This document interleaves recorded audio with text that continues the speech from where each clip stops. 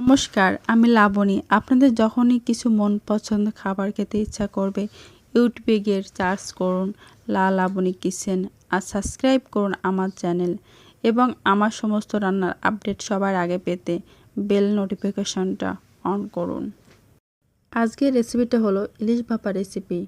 ইলিশ ভাপা করতে লাগবে ইলিশ মাছ। আমি এখানে 4 পিস ইলিশ মাছ নিয়েছি জিরে বাটা, শুকনো লঙ্কা বাটা আর গরম মশলা বাটা। আমি কড়াইতে সরিষার তেল দিয়ে দিব। তেলটা হালকা করে গরম করে নিব। একে একে মাছগুলো দিয়ে দিব।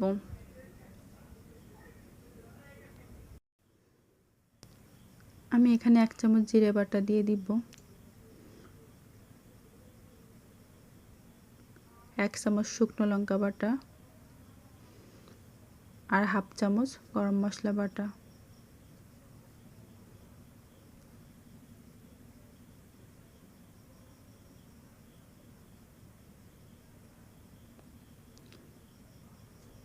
হাফ চামচ হলুদ গুঁড়া,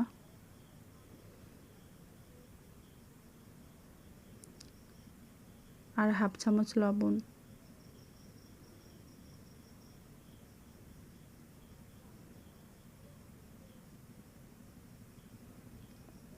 হাফ কাপ জল দিয়ে দিব। ভালো করে মিক্সড করে নিব। আমি তেলটা এখানে একটু গরম করে নিয়েছি যাতে কাঁচা গন্ধটা না থাকে। এবার আমি ঢেকে দিব। আমি চুলার আঁচটা লো ফ্লেমে রেখেছি। লো ফ্লেমে রেখে এই রান্নাটা করতে হয়। আমার রান্নাটা কমপ্লিট। জলটা টেনে গেলে তেলটা বেরিয়ে যায়। তেলটা ছেড়ে দিয়েছে। এবার আমি নামিয়ে নিব। আমার রান্না কমপ্লিট।